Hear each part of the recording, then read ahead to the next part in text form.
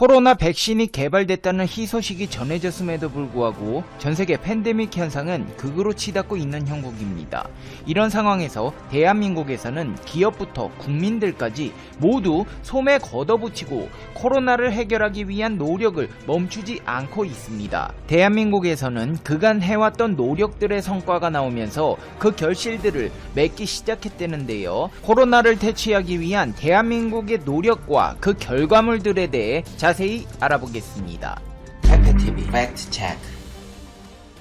한국의 한 의료 AI 소프트웨어 업체가 엑스레이 사진 한 장으로 경증 코로나 환자부터 응급치료가 필요한 중증 환자까지 가려낼 수 있는 코로나 정량화 기술 개발에 성공해 전세계의 이목을 집중시키고 있습니다.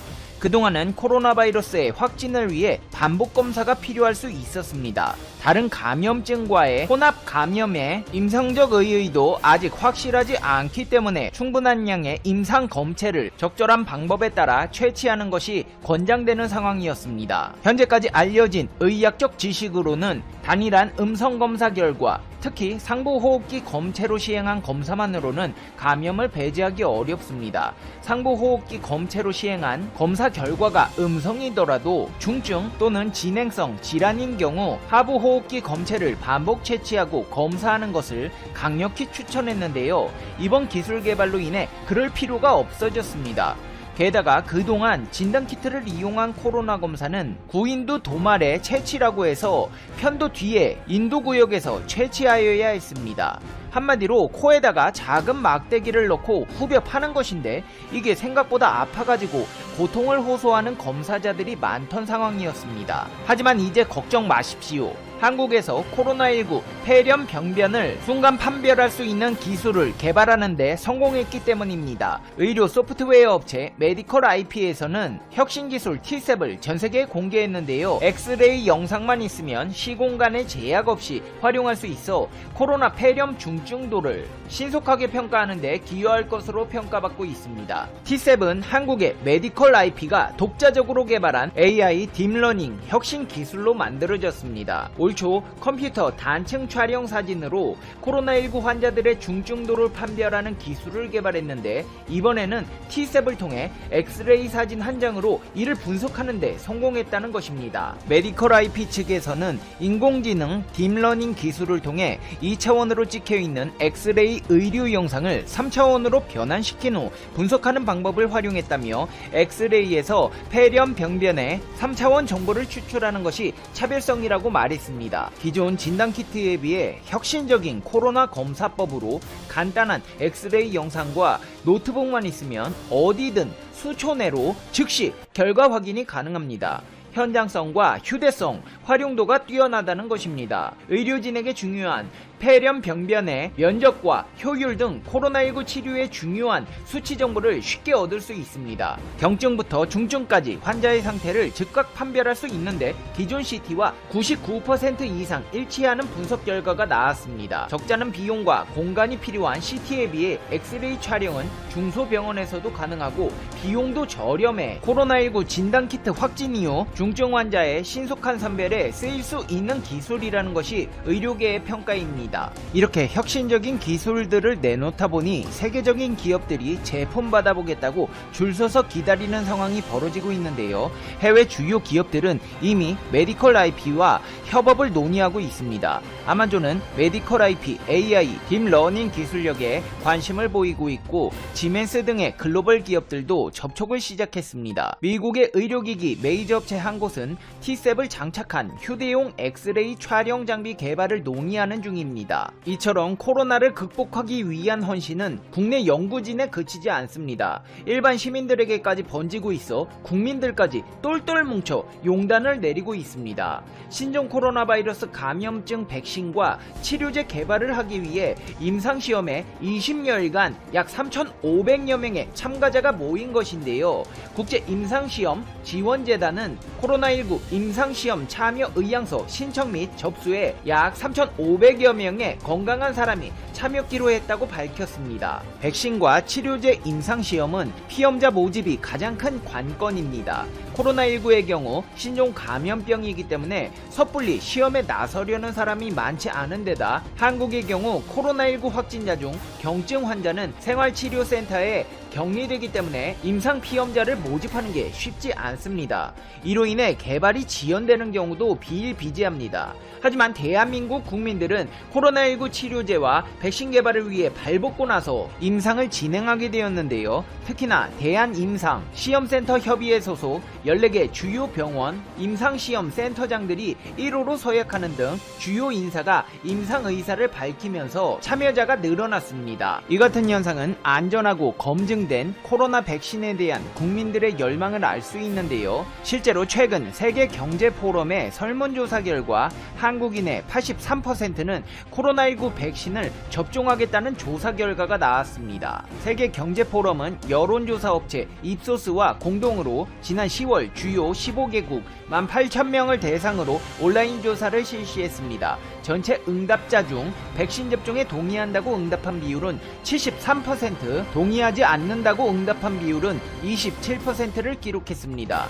동의하지 않는 이유로는 부작용에 대한 우려가 34%, 임상시험의 진행이 너무 빠르다가 33%, 효과를 기대할 수 없다가 10%였습니다. 국가별로 보면 인도의 동의 비율이 87%로 가장 높았으며 중국이 85%로 뒤를 이었습니다. 83%를 기록한 한국은 세 번째로 높았고 일본의 경우 69%, 프랑스가 54%로 조사 대상국 중 가장 낮았습니다. 상황이 이런 가운데 뉴욕타임즈는 코로나 백신 접종 계획 한국으로부터 배우라는 기사를 보도했습니다. 독감 백신에 대한 대중의 막연한 공포를 소통으로 풀어냈다는 기사를 낸 것인데요. 이 매체는 한국 보건관리들이 독감 백신을 맞은 사망자들의 사인이 백신과 관계없다는 데이터를 신속히 파악하고 대중과의 소통에 많은 노력을 기울여 공포를 불식시킨 점에 주목했습니다. 뉴욕타임즈는 한국의 이런 행보가 앞으로 전세계 신종 코로나 바이러스 감염증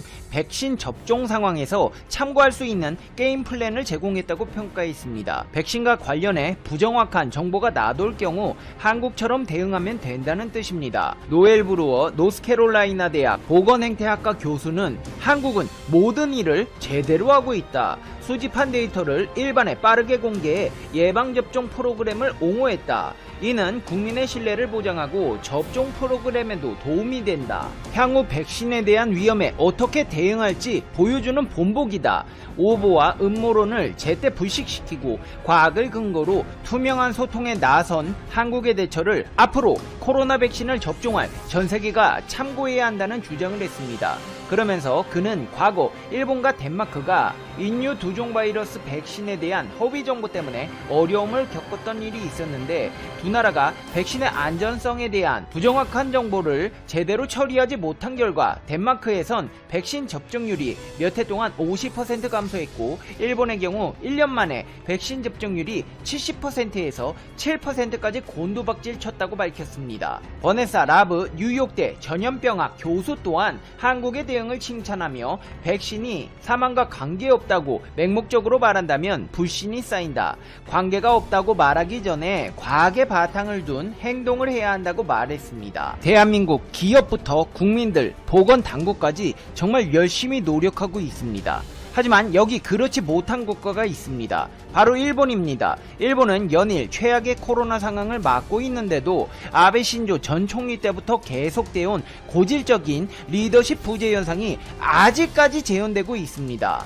전문가들은 스가 요시히데 정부의 더욱 강력한 방역 대책의 수립을 촉구하고 있지만 경기 위축을 우려해 미온적인 태도로 일관하고 있습니다. 이런 가운데 정부와 도쿄도 간 책임 떠넘기기가 장기화되고 있습니다. 일본 정부에 마련된 전문가 자문기구인 코로나19 대책분과회 오미시게루 회장은 개인의 노력에만 의존하는 단계는 이미 지났다. 현재의 상황을 감안할 때 각 광역단체 지사와 국가가 더욱 확실한 판단을 해주길 바란다고 밝혔습니다. 이 말이 무엇이냐? 분과회에서 아무리 위기의식을 불러일으켜 경각심을 높이려 해도 국가와 지방정부가 귓등으로도 안 들어먹어서 못해먹겠다는 것입니다. 아사히신문과의 인터뷰에서 분과회 소속 한 전문가는 정부의 위기감이 조금도 전달되지 않는다. 국민의 행동에 수정을 요청하는 정도의 미온적인 대응으로는 상황 호전을 기대할 수 없다고 분개했습니다. 일본의 문제점은 리더십만 있는 것이 아닙니다. 실제 최전선 병상에서 코로나로 싸우고 있는 방문 간호직 대부분이 코로나에 취약한 고령자라서 진퇴양난을 겪고 있습니다. 특히 코로나19에 대처할 방문 간호직이 인구 대비 15배나 부족해 심각한 인력난을 겪고 있습니다. 후생노동성 자료에 따르면 방문 간호직의 구인난은 간호간병 다른 직업과 비교해도 4배 정도 높은 편입니다. 방문 간호직 대부분이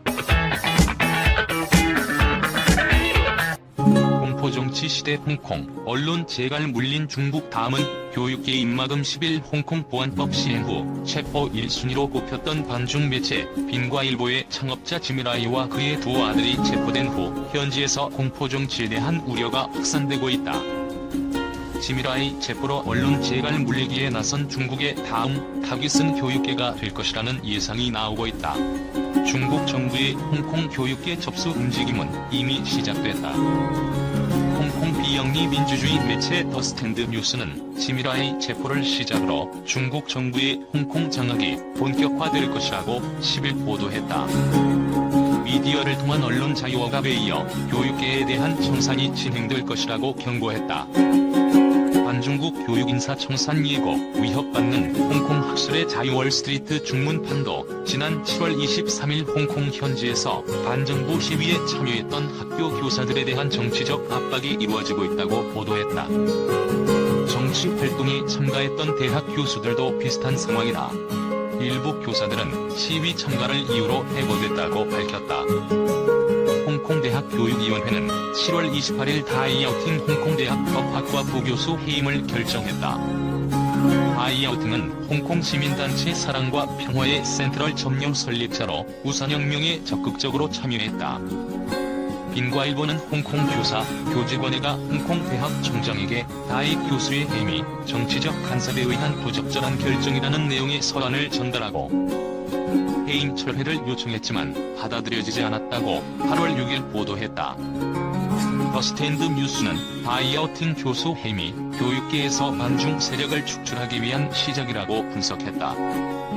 중국 본토 정부의 절대적인 충성을 보여주고 있는 양눈싱 홍콩 교육국장은 여러 명의 교사에 대한 해임을 검토 중이라고 공공연하게 밝히고 있다. 또 다른 홍콩 디지털 매체 이니티움은 엄청난 정치적 압박에 노출된 일선 학교 교사들이 어쩔 수 없이 자기 검열에 들어가기 시작했다고 6월 보도했다. 이 매체에 따르면 민주주의 시위대에 대한 홍콩 경찰의 폭력 진압을 비판하는 내용을 개인 SNS에 올린 홍콩의 한 중학교 교사가 학교에서 안팎에서 상상 이상의 처벌을 받게 됐다. 국제인권감시기구에 따르면 7월 3일 홍콩 교육국이 현지 모든 유치원과 초등학교, 중고등학교에 국가보안법을 설명하도록 지시하는 통지문을 발송했다. 홍콩 교육국은 각 학교 도서관에서도 보안법에 위반될 수 있는 불온 서적을 정리하도록 했다. 또한 교사들을 대상으로 보안법에 지지하도록 하는 연수를 시행할 방침으로 알려졌다. 4일에는 홍콩 민주파 인사가 저술한 서적 9권이 보안법에 위반될 소지가 있다는 이유로 공공도서관에서 배출이 중단됐다. 보안법 발효 후 일주일 뒤 홍콩 대학의 한 관리자는 전체 교직원에게 민감한 화제에 대해 토론하지 말 것을 요구했고 정치적 관점을 담은 수업을 절대 용인하지 않겠다고 경고했다. 이어 같은 달 8일에는 양눈싱 홍콩 교육국장이 교정에서 정치적 입장을 밝히는 행사와 활동을 전면 금지했다. 또한 민주항쟁 노래인 글로리 투 홍콩을 교내 금지곡으로 지정하고 학생들이 부르지 못하도록 했다. 학교와 대학에 대한 홍콩 교육 당국의 보안법 적용 움직임에 일선 학교 교사들도 불안감을 내비치고 있다. 홍콩의 한 교사는 매체와 인터뷰에서 레드라인이 어디까지인지 모르겠다. 그 선을 밟아봐야 어떤 후폭풍이 닥칠지 알 수 있게 될 것이라며 우려를 표시했다. 보안법을 내세운 중국과 홍콩 교육당국의 학교와 교사 검열로 홍콩의 학술적 지위가 흔들리고 세계 유수 인재 유치가 힘들어질 것이라는 걱정도 나오고 있다. BBC 중문망은 자유로운 학술 분위기를 바탕으로 홍콩의 대학들이 아시아를 넘어 세계적인 학부로 명성을 쌓아올렸고 세계 유명 석학과 학생들의 발길이 홍콩으로 이어졌지만 보안법 발효 후 이 같은 분위기가 이어질 수 있을지 미지수라고 보도했다. 홍콩의 상당수 학자들도 홍콩을 떠나야 할 지구민에 빠졌다고 전했다. 대일 전승일의 중국과 핵을 언급한 미국 매해 8월 말부터 9월 2일까지 미국에서 대일 전승 기념일로 불리던 주간 동안 마크 에스퍼 미 국방부 장관은 하와이와 방문하는 곳마다 에스퍼 장관이 강조한 것은 중국을 막기 위한 협력이었는데요. 할라우 등 미크로네시아 일대 성들을 잇따라 방문했습니다. 2차 대전 당시 일제처럼 오늘날 중국이 세계 질서를 위협하고 있다며 아시아 태평양 지역 전체가 연합해 중국의 도전을 막아야 한다고 강조했습니다. 미 국방부는 여기에 맞춰 중국 군사력 보고서를 의회에 제출하며 중국의 핵전력이 크게 증강되고 있다고 경고했는데요. 미국과 중국 간 남중국 해 분쟁이 심화되는 와중에 의미심장한 내용이 아닐 수 없습니다. 미 국방부에 따르면 지난 2일 에스퍼 장관은 하와이 진주만에 위치한 미주리함 기념관에서 대일 전승 기념일 75주년을 맞은 기념식에서 연설을 했습니다. 에스퍼 장관은 러시아와 중국 두 나라는 전후 75년 동안 평화와 번영을 이끈 국제 질서를 위협하고 있다. 희한하게도 두 나라는 2차 대전 당시 4,500만 명 이상의 사망자가 발생했고 전후 국제 질서의 가장 큰 수혜를 본 국가들이다라 힘들게 싸워 얻은 국제 질서를 지키기 위해 미국은 더 광범위한 파트너와 연합을 구축하기 위해 노력 중이다라고 강조했습니다. 특히 에스퍼 장관은 아시아 태평양 전역의 국가들이 중국을 막기 위한 노력에 동참해야 한다고 강조했죠. 그는 미국은 호주, 뉴질랜드, 일본, 한국, 태국, 싱가포르와 같은 오랜 동맹국과의 유대를 강화하기 위해 노력하고 있다. 동남아시아, 오세아니아 등 모든 영내 국가들과 오늘날 국제 질서에서 많은 혜택을 보고 있는 국가들이 이러한 노력에 동참할 것을 요청한다고 발언했습니다. 이에 앞서 지난달 말에는 미 국방부 장관으로서는 처음으로 팔라우 공화국을 공식 방문하기도 했죠. 팔라우는 필리핀 동쪽의 작은 섬나라로 보통 미크로네시아라 불리는 태평양 일대 작은 섬들 중 하나입니다. 이런 작은 섬에 미 국방부 장관이 방문한 것은 국제적으로 큰 이슈가 됐습니다. 인구도 2만 명밖에 되지 않죠. 앞서 지난해 9월 에스퍼 장관이 직접 이곳과 관등에 중국을 겨냥한 미사일 기지를 세우고 싶다고 발언했었기 때문이었죠. 이곳에 만약 미국이 미사일 기지를 세우게 되면 남중국해 일대 전역이 미사일 기지 사거리 내에 들어오게 됩니다. 이 미크로네시아 섬들은 실제 2차 대전 당시 지정학적으로 매우 중요한 지역들이기도 했습니다. 원래 스페인 식민지였던 이곳 섬들은 1898년 미국과 스페인 간 전쟁으로 미국이 필리핀을 빼앗자 스페인이 독일에 전부 매각하면서 독일령이 됐었죠. 이후 1914년 1차 대전 당시 일제가 독일에게서 빼앗았고 이후 일제가 남양군도라 부르며 군사기지화했었습니다. 진주만 공습 이전에 일제의 해군 전력 대부분이 위치했던 곳도 이곳의 섬들이었죠. 일제 폐만기에 미국은 이 섬들을 하나씩 뺏어나가며 일제 본토 타격을 위한 발판을 마련합니다. 일제에게 결정타가 된 히로시마의 원자폭탄 투하 작전도 미크로네시아에서 시작됐는데요. 원폭을 투하한 폭격기가 발진한 곳이 미크로네시아 섬 중 하나인 북마리아나 제도의 티니안이란 섬이었습니다. 미국 입장에서는 이제 적이 일제에서 중국으로 바뀌었다고 선언한 셈입니다.